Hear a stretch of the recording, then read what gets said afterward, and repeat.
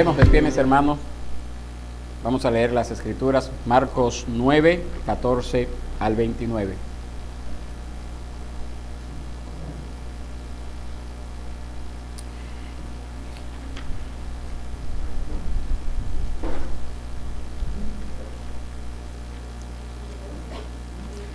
Nos dice así la palabra del Señor.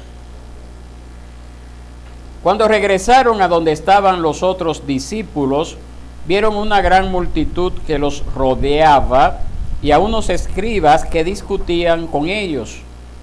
Enseguida, cuando toda la multitud vio a Jesús, quedó sorprendida y corriendo hacia él, los saludaban. ¿Qué discuten con ellos?, les preguntó. Y uno de la multitud les respondió: Maestro, te he traído a mi hijo que tiene un espíritu mudo, y siempre que se apodera de él, lo derriba y echa espumarajos, cruje los dientes y se va consumiendo. Dije a tus discípulos que expulsaran al espíritu, pero no pudieron. Jesús les dijo: Oh generación incrédula, ¿hasta cuándo estaré con ustedes? ¿Hasta cuándo los tendré que soportar?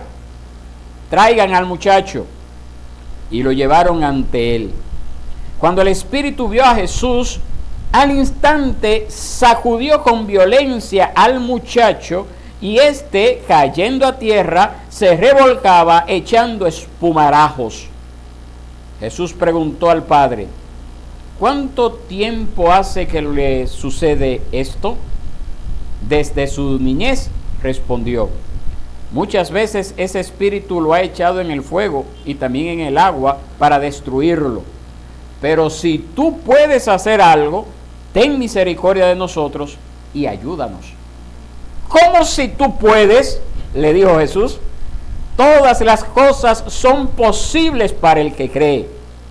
Al instante, el padre del muchacho gritó y dijo: Creo, ayúdame en mi incredulidad. Cuando Jesús vio que la gente corría a reunirse, reprendió al espíritu inmundo, diciéndole: Espíritu mudo y sordo, yo te ordeno, sal de él y no vuelvas a entrar en él. Después de gritar y de sacudirlo con terribles convulsiones, el espíritu salió y el muchacho quedó como muerto, tanto que la mayoría de ellos decían: está muerto. Pero Jesús, tomándolo de la mano, lo levantó y él se puso en pie. Cuando Jesús entró en casa, sus discípulos le preguntaban en privado: ¿por qué nosotros no pudimos expulsarlo? Jesús les dijo: esta clase con nada puede salir, sino con oración. Dios bendiga su palabra. Oremos al Señor. Soberano Dios y Padre, tú que moras en las alturas de los cielos, en esta mañana, al acudir a ti, Padre, y prepararnos para recibir tu palabra, te suplicamos, oh Señor, de que tú estés obrando eficazmente en nuestros corazones, Señor, que tú estés tratando con nuestras vidas en cuanto a esta carencia de fe, que es algo que podemos ver que se manifiesta muchas veces en nuestras vidas, y necesitamos misericordia de ti, Señor, y necesitamos clamar a ti como aquel hombre: ayúdanos en nuestra incredulidad, para que al salir de este lugar podamos salir fortalecidos en la fe, con ese ánimo pronto de poder descansar en ti, poner toda nuestra vida, nuestras esperanzas, nuestros anhelos en tus manos, y que tú obres, Señor, por tu misericordia eficazmente en todos nuestros planes, en todas nuestras familias, de tal forma que tú te puedas llevar la gloria y la honra, y que nosotros podamos hallar descanso en ti. Padre, fortalécenos, permítenos, oh Dios, estar atentos, que no distraiga nada nuestra atención, y que podamos recibir las enseñanzas bellas, preciosas, que podemos extraer de esta porción de las Escrituras. Esto te lo pedimos, Padre, en el nombre de Cristo Jesús, nuestro Señor y Salvador. Amén y amén. Pueden sentarse.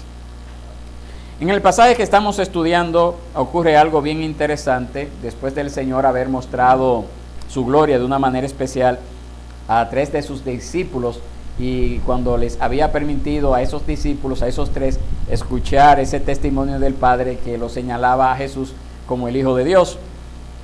Ahora, la escena narrada por Marco nos muestra que los otros 9 discípulos se habían quedado en otro lugar y se enfrentaban a una multitud sorprendida ante la incapacidad de los discípulos de mostrar la misericordia de Jesús a un muchacho enfermo y endemoniado.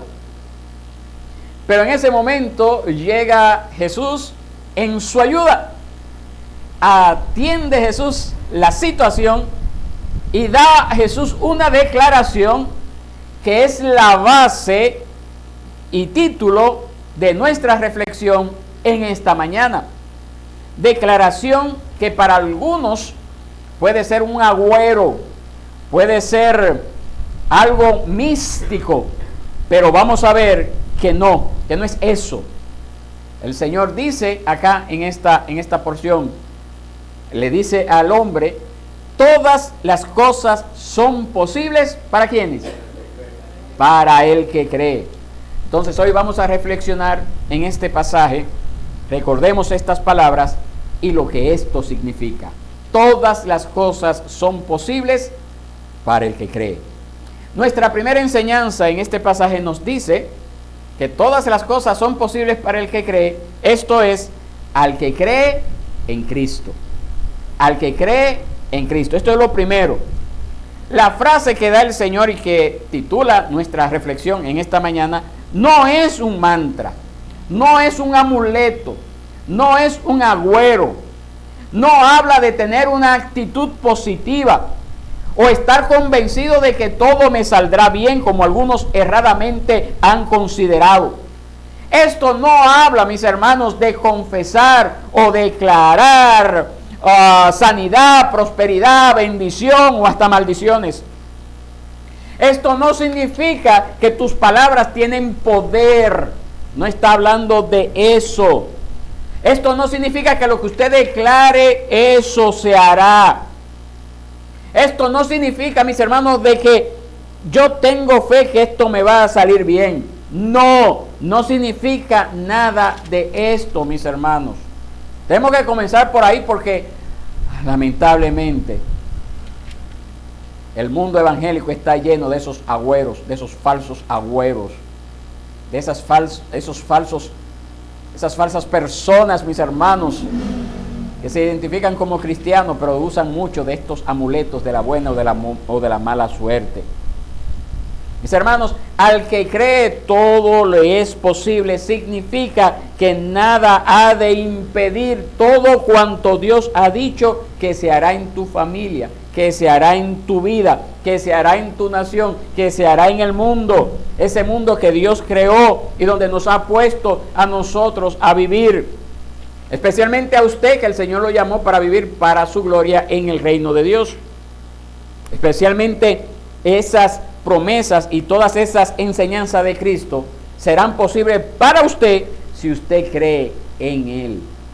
Si usted cree en Cristo, en lo que Él ha hablado, en lo que Él ha prometido, en lo que Él ha dicho. Y eso comienza en primer lugar si usted cree en Cristo, que es el Hijo de Dios. Eso es lo primero. Yo insisto una vez más a los que han seguido este estudio de Marcos. ¿Qué nos dice Marcos 1:1? Ese pasaje que estudiamos hace mucho tiempo atrás, pero que nos comenzamos allí. ¿Qué nos dice? Principio del Evangelio de Jesucristo, el Mesías, Hijo de Dios. Principio del Evangelio de Jesucristo, el Mesías, Hijo de Dios.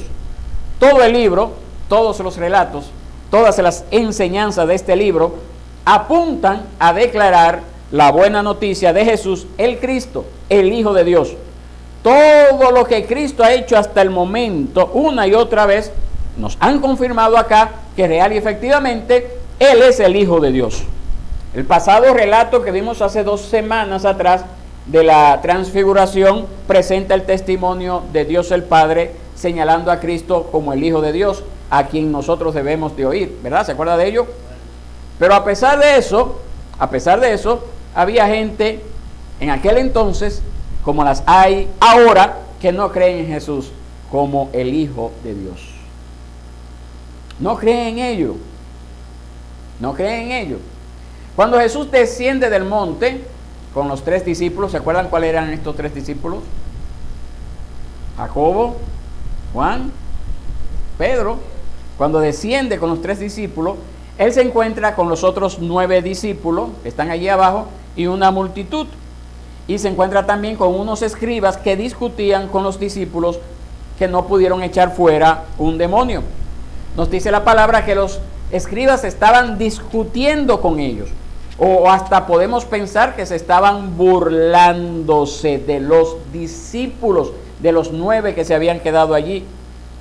No consideraron los hechos poderosos de Jesús, ni lo que en su nombre habían hecho en otros lugares los discípulos, como veremos ahora en un ratito, y por lo tanto no consideraron a aquel que era el maestro de estos hombres, el Hijo de Dios. Acuérdense, mis hermanos, que ya habían ocurrido una serie de milagros que la gente lo había visto, hasta los escribas lo habían visto, pero con todo y ello persistían en negar que Jesús real y efectivamente era el enviado de Dios, era el Mesías, era el Cristo, era el Salvador de la nación. Muchos quieren los beneficios de Dios, pero no quieren a su Hijo. Muchos dicen ser cristianos y creer en Jesús, pero no le obedecen, no se someten a sus palabras. Tienen mucha información de Jesús, pero no hay un cambio en sus vidas. Eso ocurrió allá y también ocurre en nuestros tiempos. Muchos oran y hasta ayunan y hasta diezman y ofrendan, pero con motivaciones equivocadas. Motivaciones equivocadas. Hay otros que hacen pactos financieros a través de los canales, ¿verdad? Esos canales del cable, pensando con estos pactos financieros que de alguna forma pueden obligar a Dios a darles lo que ellos quieren porque hacen estas cosas. Y se olvidan de lo que dice Santiago 4.3. No sé si usted ha leído Santiago 4.3, pero yo le invito a que usted lo lea, porque eso también es algo para nosotros, porque también podemos caer en ese pecado. Podemos caer en ese pecado. Miren lo que dice Santiago 4.3. Piden y no reciben, porque piden con malos propósitos para gastarlos en sus placeres. ¡Wow! Tremendo, mis hermanos. Tremendo. Tenemos que ser cuidadosos con esto. Saber cuáles son las razones que nos motivan a pedirle algo al Señor. ¿Qué es lo que está detrás de esa petición? Pero gloria y honra al Señor, que todas las cosas son posibles para el que cree, porque cree en aquel quien tiene misericordia. El padre de este muchacho trajo a su hijo a Cristo. En un momento dado no lo halla, sino que halla a 9 de los seguidores de Jesús, de los apóstoles. Seguramente este hombre había oído de Cristo. La poca o mucha fe que tenía le había llevado a pensar que Jesús era misericordioso, que ninguno de los que habían venido a él habían sido rechazados o avergonzados. Ese conocimiento que forma parte de la fe lo llevó a venir a Cristo, lo llevó a acercarse a Cristo. Pero en principio, ¿qué ocurrió? Que no lo encontró, no encontró a Cristo, sino a los 9 que estaban esperando allí a su Señor. Quizás en ese momento esto haya sido algo un poco frustrante para él, porque no era directamente Jesús quien lo iba a atender, pero en todo caso algo de misericordia podía encontrar en los discípulos de Jesús, ¿verdad que sí? La fe de este hombre no era completa, pero indica que había algo de esperanza en la misericordia del Señor. La fe de los discípulos, acuérdese, tampoco era completa, pero su actitud de atender a este hombre y a su hijo nos indica que mostraron la misericordia que mostraba Jesús a los que se acercaban a él, a pesar de su fracaso de hacer una misericordia efectiva. Acuérdese esto, ellos lo atendieron, Atendieron al Señor, al hombre, al padre y al niño. Mostraron por lo menos esa atención, igual como Jesús hacía también, que tampoco rechazaba a nadie que venía a él. Y se ha dicho de paso, mis hermanos, que nosotros los encargados como iglesia de reflejar al mundo la misericordia de Cristo, tenemos también esa responsabilidad, también tenemos ese deber de ser misericordiosos con los que necesitan misericordia, de extender la mano amiga a aquel que necesita una mano amiga. Esto no es algo que yo se lo voy a dejar a un fulano por allá, es algo que me corresponde a mí, es algo que le corresponde a usted. Pero nosotros no seremos efectivos en ello si nosotros mismos no somos diligentes en perseverar en los medios que Dios nos ha dado para fortalecer nuestra fe. Nosotros somos llamados a testificar de aquel que es poderoso para tener misericordia de todos. Somos llamados a creer en aquel quien tiene misericordia, para aquel en el cual no hay nada imposible, aquel cuya palabra es verdadera. Somos llamados a esto. Pero ¿de qué nos sirve a nosotros si nosotros no creemos eso? Si nosotros no creemos eso, no podemos dárselo a otra persona. Y ese fue el problema, el error, el pecado que cometieron estos 9 discípulos. Los versos paralelos de Mateo, es decir, cuando hablamos de versos paralelos, estamos hablando de otra porción en las Escrituras que narran esta historia. Se encuentra en Mateo 17, 14 al 21, que le invito a que lo lea, no ahora, por favor, sino más adelante. Nos indica, Mateo 17, 14 al 21, nos indican que estos discípulos no tuvieron fe para actuar en este caso. Y esto a consecuencia de su falta de perseverar en la oración, tal como al final del pasaje de Marcos se menciona también. Parece que ellos no mantuvieron la misma convicción en el mandato de Cristo que antes había escuchado de labios del Señor y que ellos habían ejecutado, y que ahora sí yo le invito, por favor, porque está ahí mismo en Marcos, que usted lea conmigo Marcos 6, 7 al 13. Mire cuál fue el mandato que el Señor le había dado con anterioridad. 6, 7 al 13 dice: entonces Jesús llamó a los 12 y comenzó a enviarlos de 2 en 2, dándoles autoridad sobre los espíritus inmundos, y les ordenó que no llevaran nada para el camino, sino solo un bordón, ni pan, ni alforja, ni dinero en el cinto, sino calzados con sandalias. No lleven 2 túnicas, les dijo, y añadió: donde quiera que entren en una casa, quédense en ella hasta que salgan de la población. En cualquier lugar que no los reciban, ni los escuchen, al salir de allí, sacúdanse el polvo de la planta de los pies en testimonio contra ellos. Saliendo los 12, predicaban que todos se arrepintieran. También, oiga bien, verso 13, también echaban fuera muchos demonios y ungían con aceite a muchos enfermos y los sanaban, mis hermanos. Ya el Señor le había dado esa autoridad. Ya ellos habían visto el poder de Dios obrando en sus vidas y a través de sus vidas. Pero aquí le faltó la fe. Aquí le faltó la fe. ¿Qué nos enseña eso a nosotros, mis hermanos? Que nosotros también podemos caer en el mismo error. Podemos en un momento dado ver la mano de Dios obrando grandemente en nuestras vidas, tener esa fe para movernos a hacer grandes cosas para Dios, y al poco tiempo se nos olvida. Al poco tiempo se nos va todo a pique. Por eso yo le pregunto a ustedes, mis hermanos, ese poder y esa autoridad que el Señor le dio en ese texto de Marcos 6, 7 al 13, ¿se lo dio por un momento? ¿Fue permanente? ¿La fuente de ese poder y autoridad fue momentánea o fue permanente? ¿Quién era la fuente de ese poder y autoridad? La respuesta, mis hermanos, fue permanente. La fuente de ese poder y autoridad era Cristo. Y lo que Él dice se cumple, lo que Él dice es verdadero. Entonces, Algo falló en los discípulos con esta convicción. Algo falló. Y entonces esto debe llevarnos a nosotros a reflexionar y a considerar: ¿ha fallado mi fe al hallar mis convicciones con respecto a la fidelidad de la palabra de Cristo? ¿Ha fallado? ¿Usted cree que es justificable su incredulidad, sus quejas, su irritabilidad ante las adversidades de la vida? ¿Usted cree que es justificable su falta de oración y de devoción a Dios a pesar de los problemas?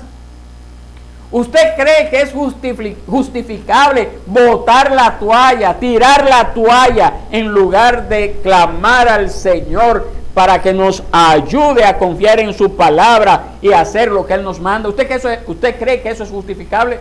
La respuesta corta es no. No es justificable. No debe de ser así en su vida. Y tenemos que aprender de estos discípulos que cometieron ese error. Y yo siempre he dicho que somos llamados a aprender de los errores del pasado. Los errores míos es del pasado, pero también los errores de otros. Y prefiero aprender de los errores de otros para yo no caer en los mismos errores y no tener que sufrir las consecuencias de malas decisiones tomadas. Mis hermanos, somos llamados a tomar esto en cuenta. Todas las cosas son posibles para el que cree.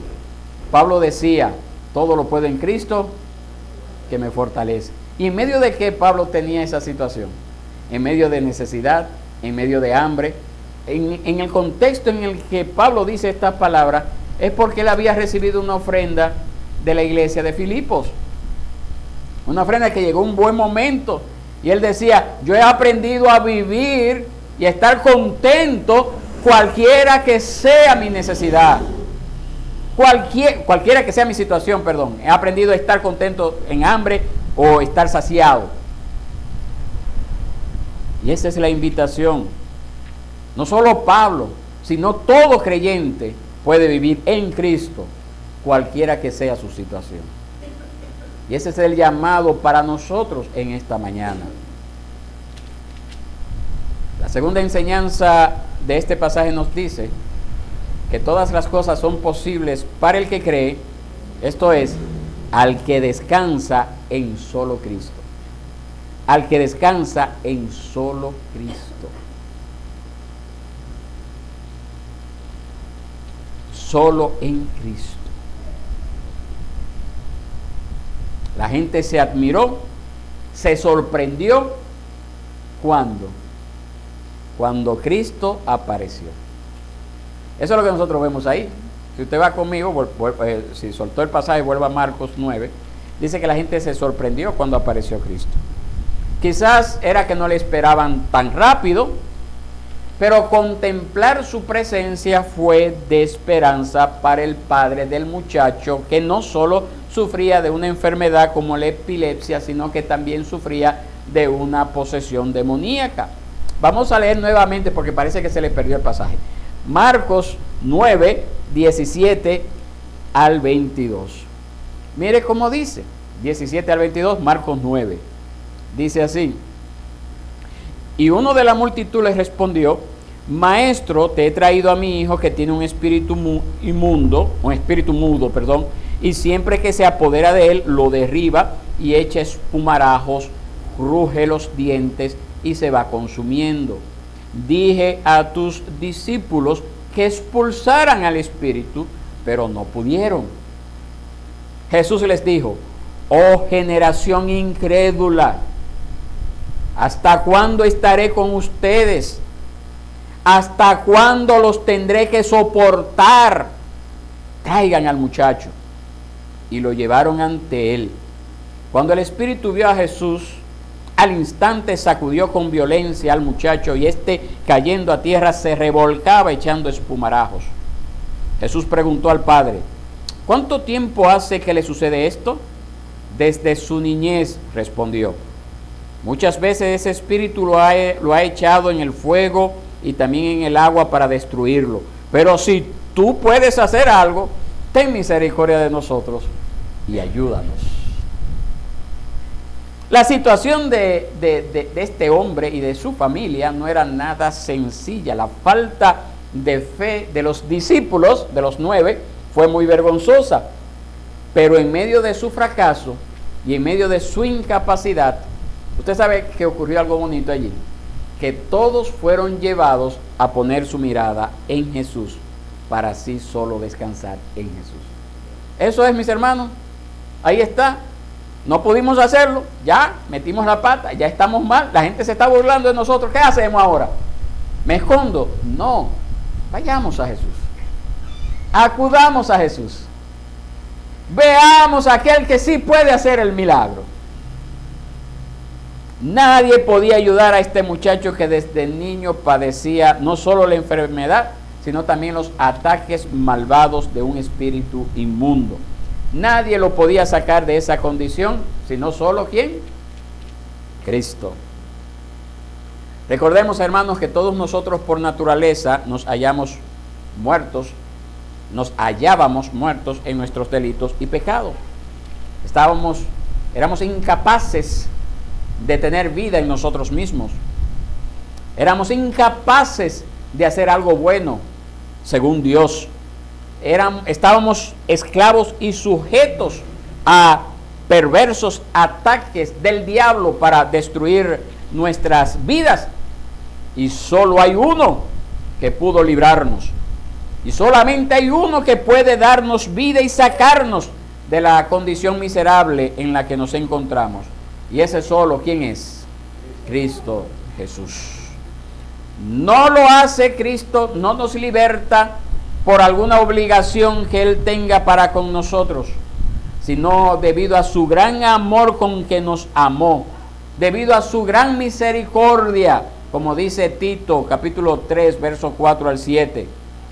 Y a esta misericordia quedaron expuestos los discípulos, la multitud y este hombre con su hijo.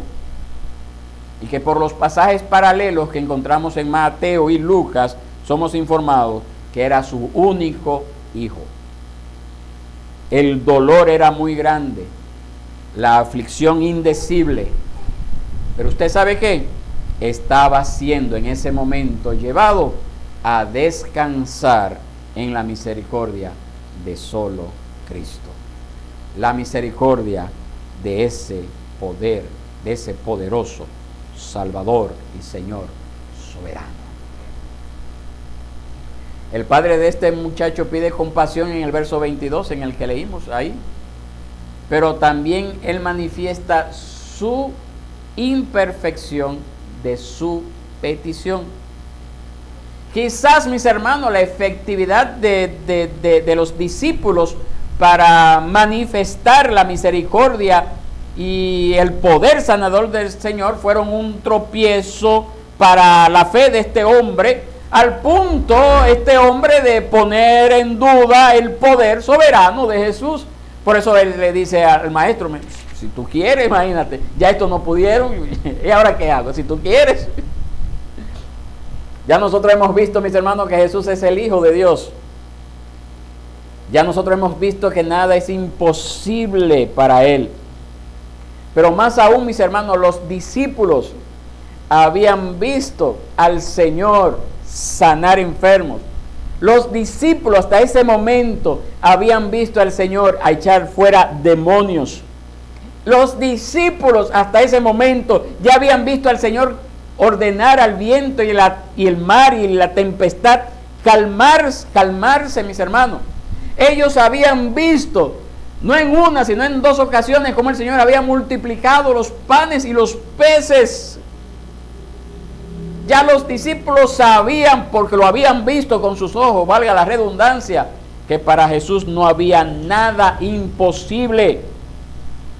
Y seguramente también el papá de este muchacho epiléptico también lo sabía, lo había escuchado. Pero a todos ellos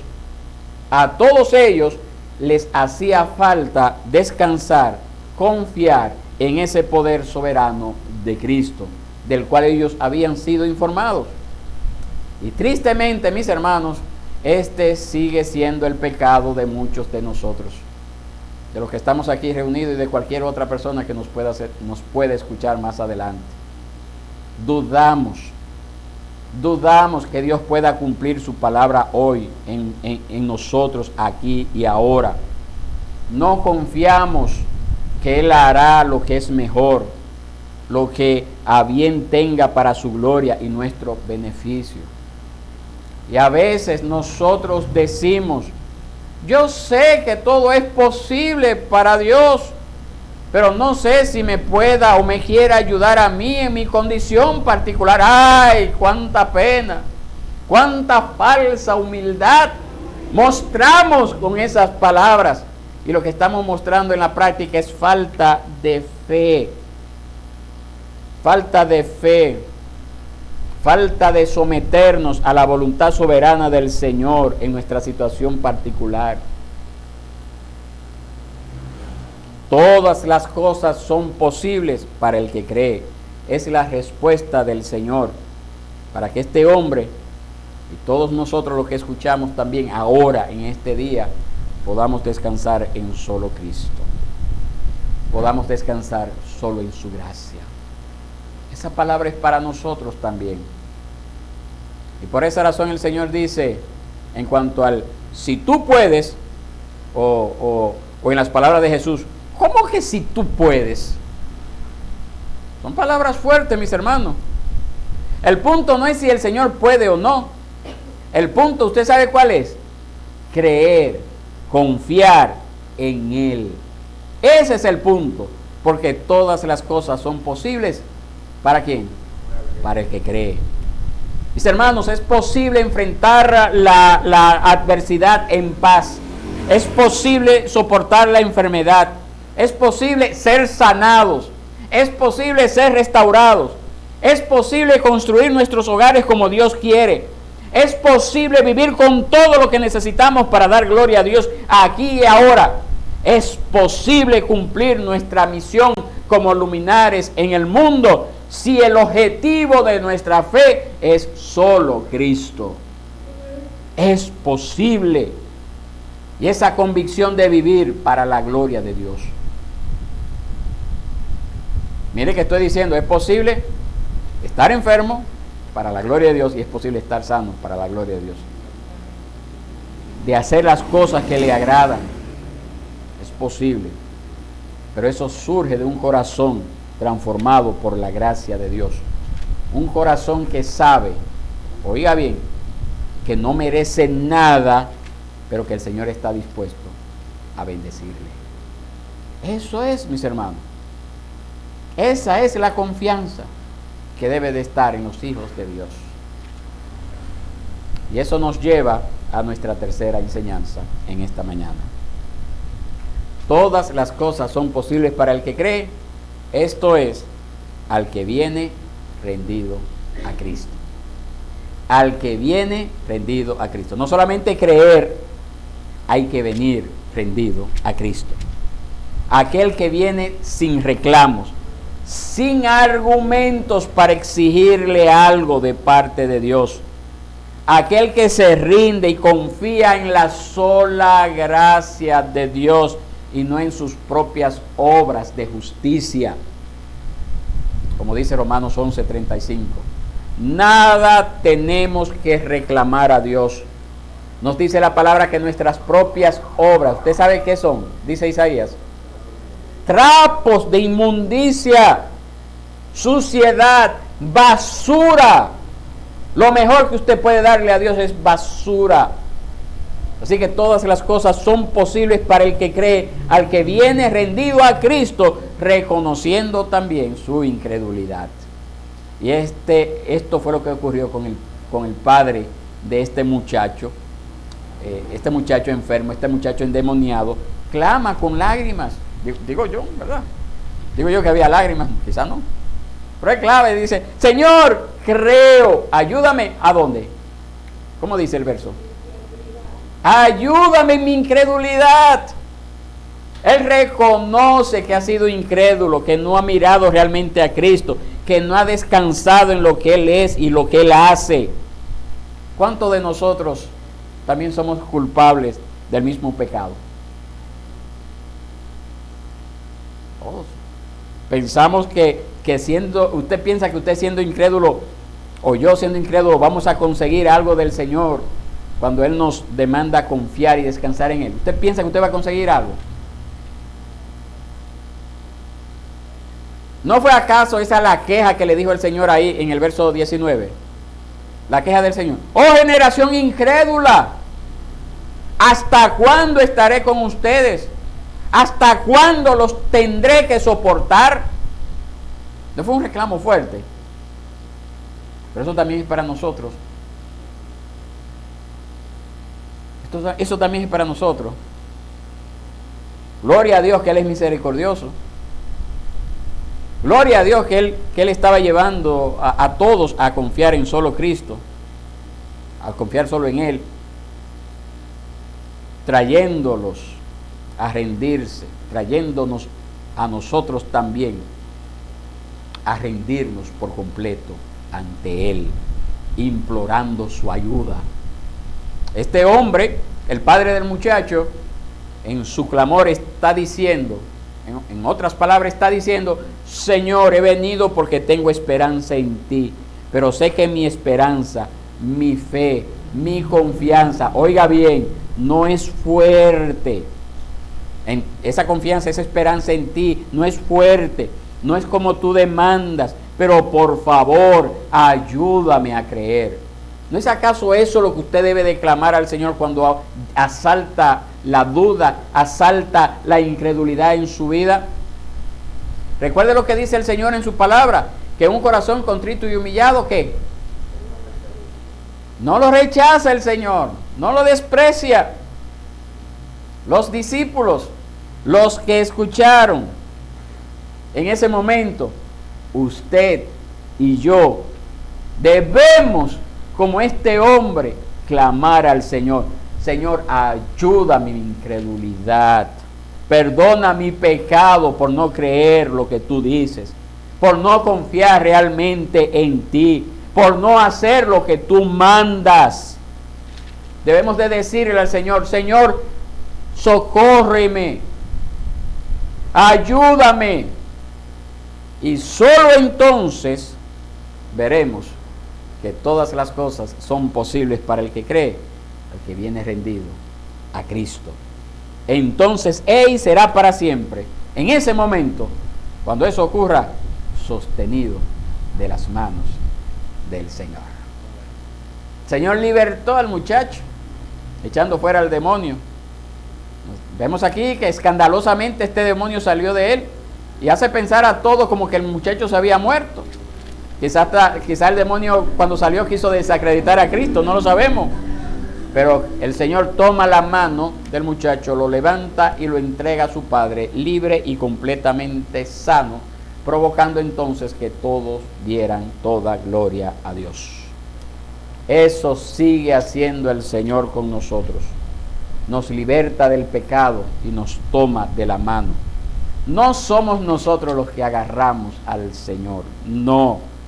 Es Dios quien nos sostiene, es Dios quien nos levanta, es Dios quien tiene misericordia de nosotros.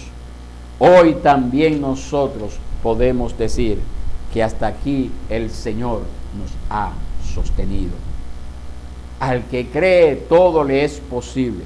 No es una mantra, no es una frase milagrosa, no es un agüero, no es un permiso, mis hermanos, de reclamar lo que Dios dice en su palabra.